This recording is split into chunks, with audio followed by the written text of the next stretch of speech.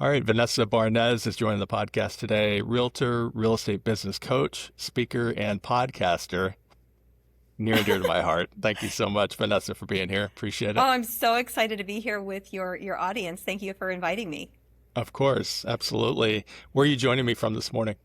I am in beautiful Celebration, Florida, the town that Disney built. So this is one of the towns that Disney built, and I'm looking out the window, and I know my people in the north, I don't know when this is going to come out, but are dealing with a lot of cold weather, and it's cooler here in Florida today. I have my sweater on and a puffy jacket, so Yeah, but it must be like, what, 60 degrees?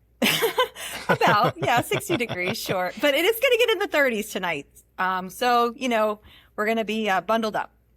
I'm just kidding. I'm in North Carolina, and yeah, it's when it dips below 50, it feels miserable here. I can't even imagine. Our northern friends just must roll their eyes when I complain about a 35-degree day. Yeah, at Um, Disney, you can always tell the locals from the tourists. Like the tourists are in flip-flops and like yeah, short sleeve shirts, and then us locals are all bundled up in our sweaters and jackets. yeah.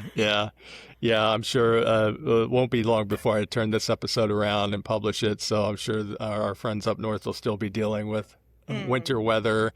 Um, Vanessa, it's so great to connect. We connected on Instagram. Again, mhm. I follow your account and uh, saw the work that you're doing. I love the content that you produce, and I thought that this would be just a, a natural fit for this podcast to share some insights and some details about the work that you do as well for not only, seasoned agents who listen to this podcast, but specifically, those who are maybe earlier in their Mhm. journey. This might be a second or third career, as it often is Yep. for real estate professionals. And it's without getting off on a tangent, there's a lot to this business, to this industry, and Yes. this profession that is, I think, misunderstood, and Hmm. I think a lot of licensees don't understand when they come in. So Yeah. we don't have enough time this morning to talk about all of those nuances, right? Yeah. But There's so much to dig into. let's talk a little bit about the inspiration for your real estate career. What led you to this industry? Well, it's an interesting story actually, and it's sort of by accident. I didn't come. I When we moved here to Kissimmee, Osceola County, back in 2000 and end of 2001, it was very difficult to find a job because 9/11 had just happened, and so I went to it. I actually before that I had done recruiting for a temp company, and so when we arrived here, I said, well, let me go to a temp company to get a job. And they actually put me with a real estate company that was selling estate homes in a community called Dr. Phillips Landing. And they brought me in as an admin. And about 6 months in, they're like, we want to bring you on permanently. And would you consider getting your real estate license? And I had no concept of what real estate was prior to that. And I said, well, if you pay for it, I'll get my real estate license. And so they did. And that was 2002. I know, a long time ago. And thus my real estate career was born. So it was really, truly accidental on how I got here. What a time too, and especially in Florida, but across the nation, Hmm. 2002 to obviously 2008. Well, probably '02 to '06 Yeah, I would was say '06. Yeah. yeah, it was a real a whirlwind, no question Mm. about it. And then were you still with the same company during the financial crisis when everything came crashing down in '08? Yeah, so I worked from 2002 to 2006, beginning of 2006 in new construction. So I left that company and went to work for a national builder here in or the Orlando area. And then in 2006, I said, you know what? I think I want to take the leap into the general market. Little did I know Yeah, the sure. world would be turned on its head, in the financial crisis. And so, but honestly, looking back, I'm so thankful for that period of time in my career because it really helped me develop that foundation. And that's what I help agents, as we think about all the different markets we've navigated, that's what I really help agents push through because you can certainly say it's the market that's causing me to slow down in my business or that I can't find leads, et cetera. But actually we need to pivot that mindset because it is not the market. It's what we're doing and how we're showing up. So being able to navigate all those different markets really set me up for the success in my business and also created the stage for me to help other agents navigate those different markets. That's a sentiment that I've heard from quite a few really successful real estate agents that I know here locally and have appeared and joined me for this podcast as well from across the country. And that is that a lot of the agents who launched their career in the, not even as early as '02, but I've had several on here that actually became licensees and started their career in '08, '09, Mm-hmm. just like Mm-hmm. timing, just, no one was aware of what was about to happen. So Yeah. they really that that that uh, that sentiment of being thankful for Mm-hmm. those struggles and challenges during that time really helped build just outstanding fundamentals, understanding of fundamentals during that time, and a foundation for what would become really, really highly successful businesses for these real estate agents. Yeah. Yeah, so that I find that interesting. I think, and that doesn't surprise me that, I think anyone who's stuck through it and really, as a sales manager that I had once upon a time, used to say, a big football fan was always using football analogies. He was just like, just block and tackle, just focus on block Mm. and tackle, like the basics, right? The foundations, the Yes. The fundamentals. foundations.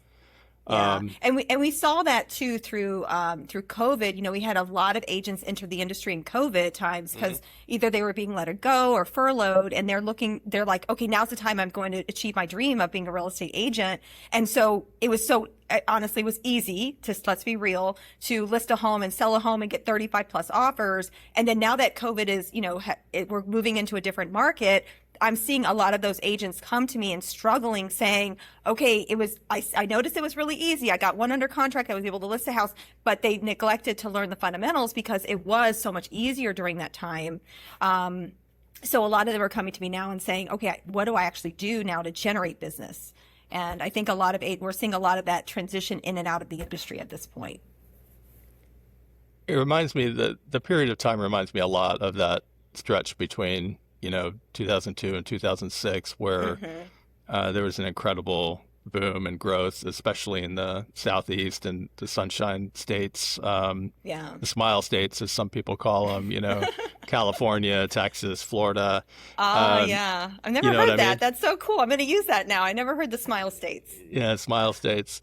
So many parallels there. I think that, Mm-hmm. now it's, anyone who entered the industry in 2021, it was honestly, it's like shooting fish in a barrel. All you could overprice a home and it would still sell. It was incredible. I mean, I remember. I mean, again, I've navigated selling over 1,000 homes in my career, and I mean, I remember over COVID getting like 35, 40 offers, and I'm thinking, what is happening? I mean, I had to create like a whole spreadsheet and then sit down with the sellers and just. I mean, it was Yeah, and so then how much do to you compare digest. those? I can't even. I know I can't even imagine. it So was literally fun. had, yeah, yeah. It was Well, yeah. fun. I guess it's a good problem to have, as some people Yeah, like to say, right? But exactly. yeah, I mean, gosh, a spreadsheet of like you list a home within just a couple days or sometimes even a couple hours. You've got Hours. 35 offers that you have to analyze now. Which one makes the most sense? Hmm. Um, Yeah. yeah, I can't even imagine. Um, all right, so let's talk about, you mentioned a little bit about how now you found, or when did you begin your coaching programs or start your mentorship path? Yeah, I had the feeling for it in 2019. I knew that I wanted to look at my real estate business as kind of an expansion, like what's next. And, I knew I didn't want to quote unquote retire out of the business. So I was looking at options for what was to come. And, working with my coach, she's like, Vanessa, you have amazing systems. You have amazing knowledge. Let's look at what this looks like for you in terms of transitioning out of the real estate business, out of the day to day. And so it kind of got a little seed was planted in 2019. And then I would say I really started navigating that in 2022, pushing myself out there as a coach. Because honestly, my coach changed my life. And in hindsight, I wish I would have had my coach early on in my career because I think I would have exploded a lot sooner. I mean, the year I had my coach, I grew by 65%. And when I saw that potential in myself and what a coach can do, that's when I became really passionate about helping other agents understand that they need to have someone in their corner. I think we have this misconception that we have to do life and business alone. And that is absolutely not true, because we kind of isolate ourselves on this little island of entrepreneurship. And we're like, we're going to figure it out. We're going to figure it out, when you have someone that has the tools, skills, and talent to be able to scale you so much faster. And so I became so passionate about being able to do that for other people. So I would say I really kind of launched into that in 2022. And now we're scaling up. I've got so many different things coming online in the next like year or two, which is really exciting. So I just get more and more passionate every day. I love I love that you brought up the value, what a mentor, what a business coach meant to you in your business and the growth of your business and your career. I feel the same way. I wish I had met my business coach sooner, earlier in my I wouldn't even call it entrepreneurial journey. It's really more of a small business journey, because I've been building jobs for myself over the last many years. But Yeah. there is a path to removing myself from the process. It just takes a little bit of time, right? So, Yes. Yeah. And I think, with the right plan. and I think it's important too to see it as an investment. You think of any top athlete, of course, I love Michael Jordan, Tiger Woods. They're always the first ones that come to mind. And you think of any top athlete, they would have not gotten to where they are without a coach at their side, because that's who's going to push you, who's going to cheer you on, who's going to cry with you. I don't know if men cry, but, cry with you many times. And, and yet it's just so important to make sure you're investing in yourself and your business, because we work so much in our business. This is on the business piece. We've got to work on ourselves. We've got to work on our business. And then that allows us to pour in more and scale faster. Absolutely. Yeah. Top CEOs, the top athletes. I can't think of any that have achieved any level of greatness without a coach, right? And there was a speaker years ago. I'm not going to mention his name because he's. I don't want this to be an ad for him, but I've seen my feelings on him has changed over the last several years. But once upon a time, he was like he had achieved tremendous success in his career. He's a sales coach and a speaker and an author, and he was very transparent about the fact that he needed a manager. Like he's like, don't get me wrong, because he used to really love to make fun of sales managers, and a lot of it was very valid. But he said, he would always say, don't get me wrong, I need a manager. Right? Like he's like, I need a manager. I need a coach. I need a mentor. I need that level of accountability. So yeah, I totally agree. And yeah, for sure, I can relate. I wish I had met my business coach a lot sooner in my journey. And that's a great topic for another podcast too. I don't want to digress too much, No as I have a worries. tendency to do. We can take this wherever the listener wants to go, right? Yeah. And so 2022, you really you kind of founded your coaching programs and pivoted your business a little bit into that space. Have you found that in 2024, 2025, that an increase, I mean, I think I know the answer to this question, but an increase in agents coming to you saying, okay, what's going on? I need some help. 100%. And, and that's kind of what I alluded to before, where we, a lot of those agents were COVID agents. So not necessarily, I still consider them newer agents, right? And I think it's important, because when you think about that, not learning those fundamentals, and then they're thinking, wait, my business has trailed off. My income has come down. What is missing for me? And oftentimes it's those fundamentals. And that's really what I teach too, is the 5 fundamentals. And if those are not on your schedule every single day, time blocked and protected, you're going to have this roller coaster of income, and you're going to have unpredictability in your business. And I think that that's a lot of what is unfortunately, because so many agents got in during that time, they didn't learn that foundation. And so now it's going back to the basics, right? Like we've talked about, going back to the basics, figuring out what that is, and then making sure they have a schedule. Everyone listening, schedule. Please have a schedule and make sure those are time blocked and protected. Any chance you could share the 5 fundamentals? I sure will. So it is lead generation. And of course, we know I use lead generation loosely. I want you to think of it as talking to people, having conversations every single day. and then understanding what your 3 lead gen strategies are and having a plan around them. So that's kind of the lead generation bucket. And then of course our follow-up. I've talked to so many agents. I remember talking to an agent in my office specifically about follow-up because he asked me, he's like, how do you stay so busy in your real estate business? And I said, oh, I follow up and I have a system around it. And he's over here 10 years in and he's still, calling new leads, paying for leads. And I'm thinking, you have this database of amazing people that have already know you, like you, trust you. Why don't you have a system around that? And that was like his aha moment. He hadn't even thought about that. So I think we neglect follow up, going on appointments. So, making sure that you're going on appointments every single week and knowing your numbers. How many appointments do you need to go on every single week to make the income you desire? So that's another element that's like outside the fundamentals, is understanding your numbers. So it's lead gen, lead follow-up, going on appointments, signing agreements, buyer and seller agreements, and then practicing your conversations every single day. So what are you going to say? How are you going to overcome objections when you get them? Like, I want to price it at X price, the seller says. How are you going to overcome that with the seller? So those are the 5 fundamentals that I teach. I love it, and it always begins with lead gen, right? Always. I really so glad that that you didn't completely reinvent the wheel. No.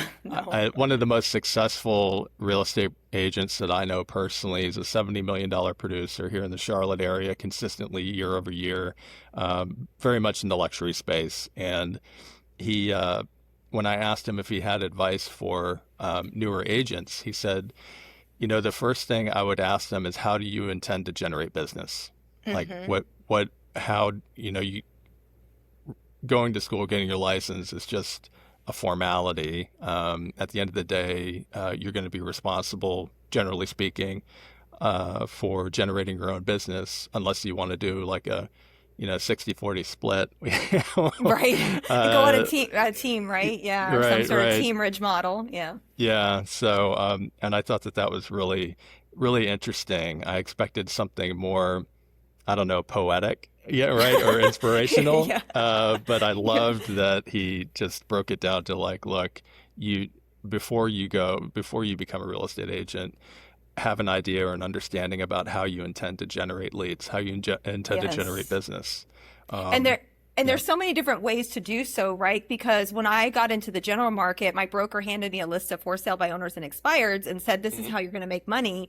And I did it I don't even know. I mean, that was a long time ago. I probably did it a week or so. And I was like, this is not happening. I hated every minute. It felt not that I didn't mind rejection, but it didn't feel aligned to me. And I had to pivot and figure out, okay, well, if I'm not going to do that, what else can I do? And I think agents, when they think of lead gen, be mindful of what other people are doing. You don't necessarily have to duplicate that if it doesn't feel good in your body, because remember, lead generation is a lag activity. So you're going to make calls now and you may not get results till 3, 4, even 6 months later. And when you think of lead gen, you want to do something that feels good, something you're going to show up and do, even when results are not immediate. We want our Amazon package today, like at 2:00. We just ordered it. That is not how lead generation works. It compounds over time. And I think it's really important for the audience to understand, make sure you're mindful in picking strategies that work and feel good to you. And there's so many different ways to lead generate. I mean, you could do webinars, you can do Call Your Sphere, you can go to the farmer's market every Sunday, you can have a table, you do online, offline now. I mean, there's so many ways to think about lead generation. And I'll be honest, a lot of my coaching clients, when they think of lead gen strategies, oftentimes they end up on social media and creating like special groups. So if you're like an in-person club, if you want to do running and you're a runner and you don't have a running club, create one. For me, I love to roller skate. I'll be skating every Tuesday night. That's where you'll find me, at the rink. But everyone at that rink knows that I'm a real estate agent. And so you have to create a network of people where you feel comfortable and confident in yourself and can develop those relationships with people. I love that you mentioned that you believe in that as well. I truly believe it's so important to, quote, find your tribe, find your local tribe, right? Find your people. Really, don't be afraid to, work on a niche, and just I think you can be more effective when you focus on a smaller market and a smaller group. It doesn't mean that you can't serve folks outside of that Right. audience or that group, right? But I think that that's so important. You also mentioned earlier practice conversations as Mm-hmm. the fifth step or fifth fundamental, and yeah, that's really important too. I manage marketing for several real estate agents here locally and in one other market, and uh, part of our marketing strategy, a big part of it is video, long Mm-hmm. form, short form, and informational, educational, lifestyle stuff. I won't get into all of that, but I will say that some agents some folks in general are less camera shy and less Mm-hmm. awkward on camera than others.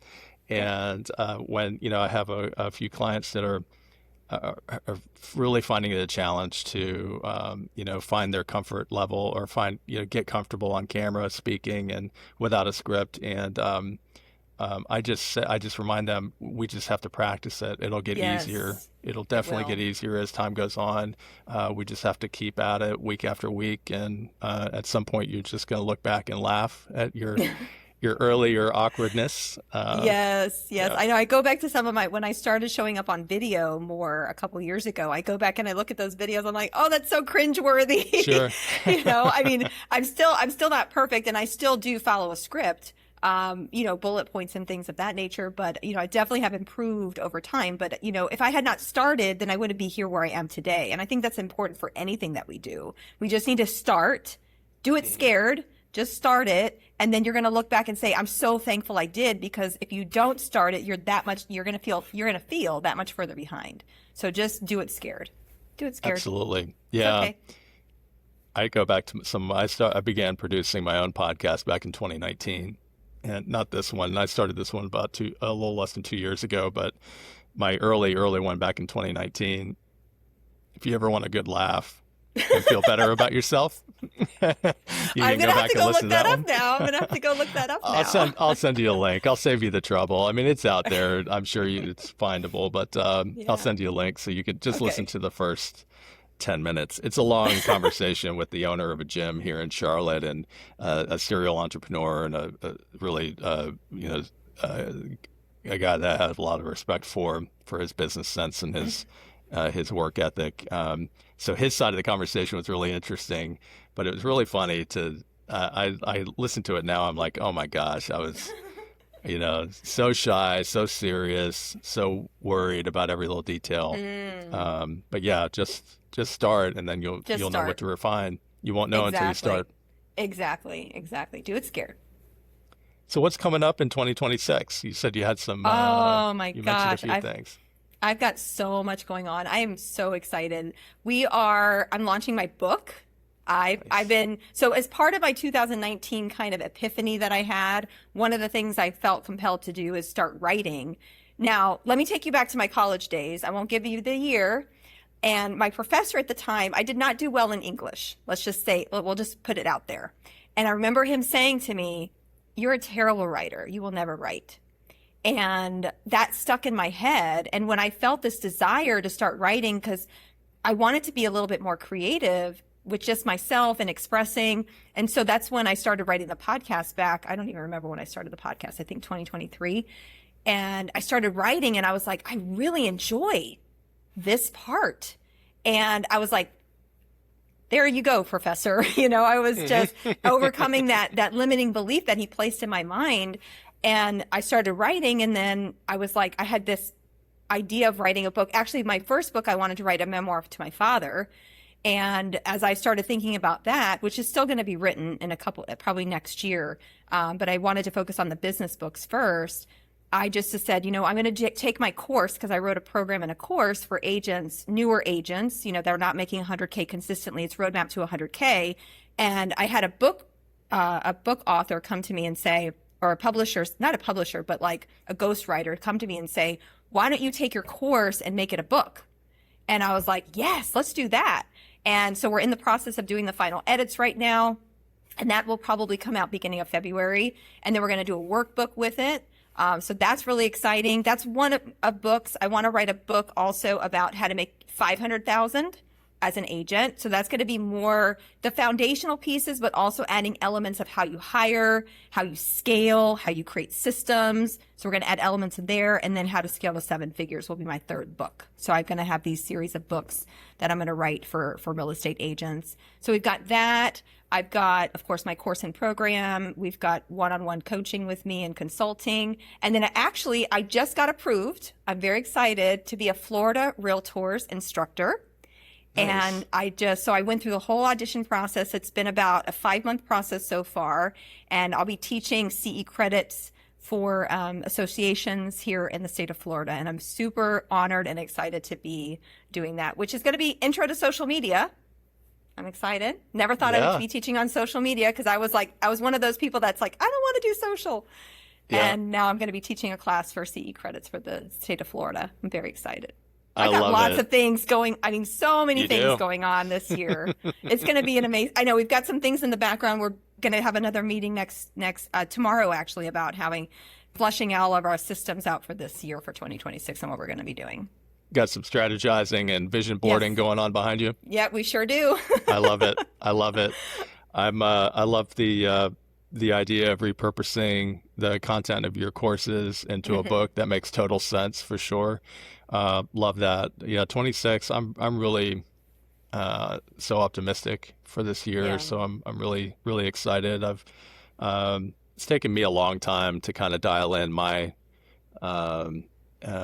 the work, like really to narrow down my niche and to focus on the work that I should be doing. And it kind of happened in the last 5 or 6 months. I've kind of refined everything that I've been doing over the last 5 years into the exactly what I think I should be doing. And now it's just starting to grow exponentially or compound. You know, it's amazing how that happens when you just focus on something small rather than try to focus on all the things, right? Yes, exactly. Yeah. That's what we're doing here with the vision. It's like, what is the one thing right now? The one thing, that's the roadmap to 100K, right? Our course, our supporting book. We're going to pivot some of the content around the Profitable Real Estate Agent, which is my podcast. We're going to pivot some content more geared for that. And then as we develop the additional programs and books, we'll build upon that. So it's just, I'm very optimistic as well about 2026. Yeah, I will definitely have a link, of course, to the podcast in the description for this episode, your website and so forth, social medias. Yeah, super excited. I love this. What about you shared the I found fundamentals of basically what your philosophy and courses are based on, which is excellent advice in and of itself. Would you happen to have a tip or two that you could share for a realtor audience that might, I don't know, help kind of kickstart something in their business in Q1 or Q2 this year, or maybe just leave them with some inspiration about something to think about? Yeah, I think the one thing that I think of, and I feel that this is often not taught as well, along with the fundamentals, and this kind of goes hand in hand with the fundamentals, is understanding your numbers at a very high level.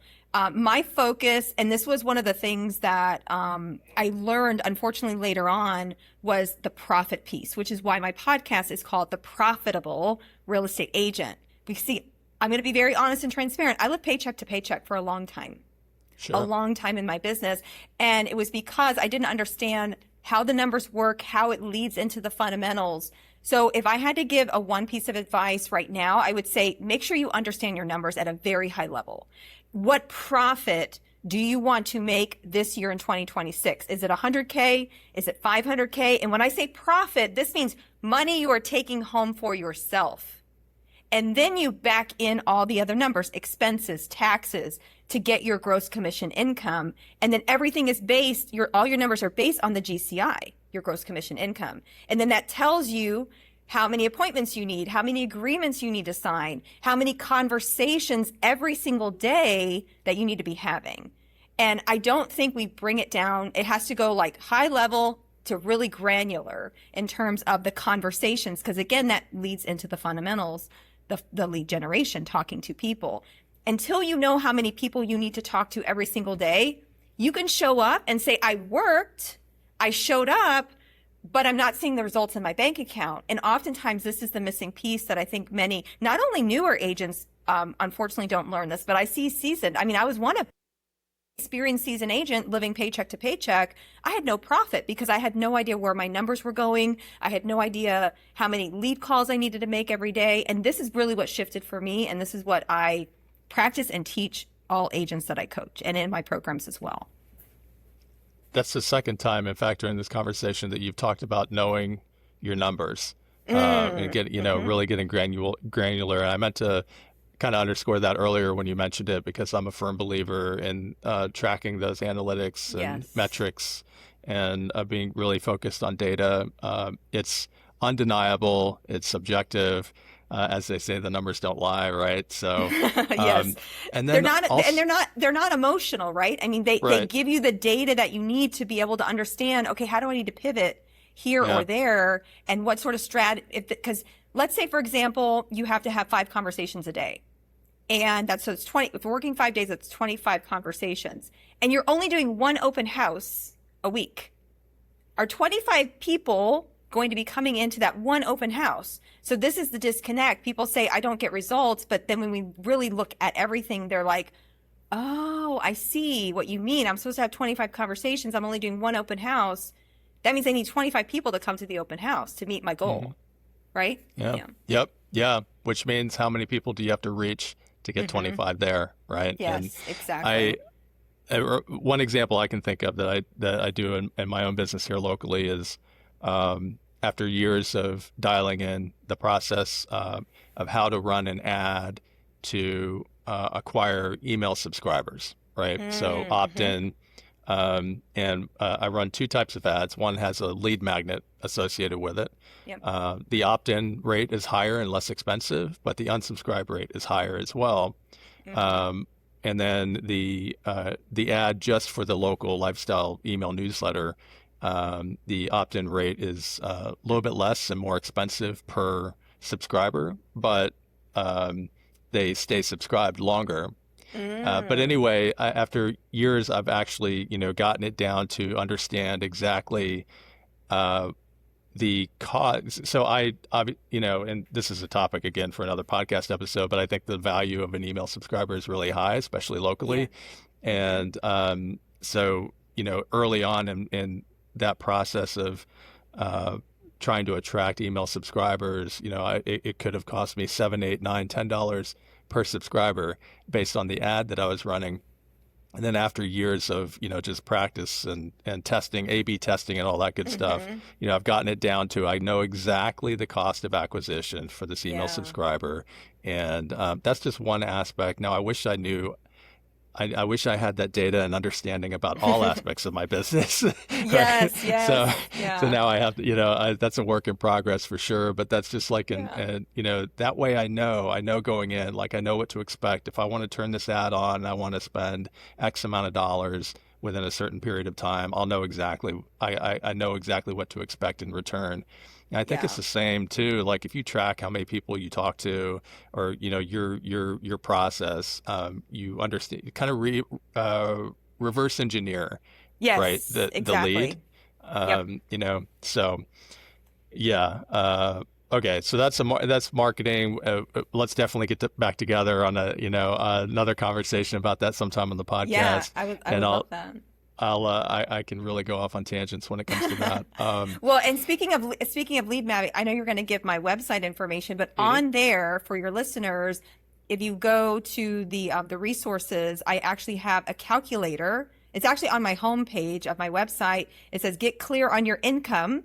They can click that link, and they have to subscribe, right? They subscribe. It's in my lead magnet, and then they'll get a copy of the actual exercise, the worksheet, where they can figure out their own numbers. I love it. Yeah. I love it. Yeah, that's awesome. I would definitely encourage. I'm gonna have the link in the description. Encourage listeners to check it out. Vanessa, I feel like we could definitely this 30 minutes isn't enough for this conversation, but I am going to let you go because I don't want to take up your whole morning. I would love to have you back on the podcast to chat more. I would love to come back. Love to come back. Definitely let's get back together in 2026 so we can follow your journey and excited for that book that's coming out as well. So keep me posted. I want to share that with our audience and social Thank media as you. well. Thank you. Vanessa, how can before I let you go, how can listeners learn more about you and the best way to connect? The best way to connect is social, of course. Vanessa Franz Barnes, and that's Franz is Franz as in zebra. So Vanessa Franz Barnes, and that's the same for all of my platforms. So whether you want to find me on Facebook, that's my website, or my IG page, you can follow me on any of that. And you can find all my resources and freebies, and I'll have information about my book, and my programs are all listed on there. Perfect. And that's Vanessa Franz Barnes. Yes. Thank you for clarifying that. Sorry, I forgot the Franz. Oh, that's okay. That's okay. Yeah, my middle name. Yeah, I don't think we could get Vanessa Barnes, so we just added Vanessa Franz Barnes. But that's all my Perfect. platforms are the same exact name, which is great. Smart, by the way, too. Yeah, Yes, I love yeah. that. You are your brand, by the way. So it's like that's my brand. Yeah, absolutely. Do you talk a lot about branding in your coaching programs as well? A little bit. That's not really the main focus because I'm more of like the business. I love the business side of things, like the systems and the fundamentals and the numbers and things like that. But I've been finding people asking me more questions about like websites and things like that. And I'm like, look, you are your brand. Obviously, we have to make sure we're in compliance when we're working with our broker. However, you are your brand. People come to you because of you, not because of your broker. Absolutely. Yeah. And and definitely, gosh, I'm not a branding expert, but definitely a topic for another awesome podcast as well. But I would love to circle back definitely and kind of get more, in the weeds on, business operating, the operational side of a successful real estate business. Vanessa, again, really, really appreciate it. Vanessa Franz Barnes, realtor, real estate business coach, speaker, and podcaster. Vanessa, thanks so much. And now author. Yes, absolutely. Absolutely. Vanessa, thanks again. Really appreciate it. Thank you so much, Jeff, for having me on.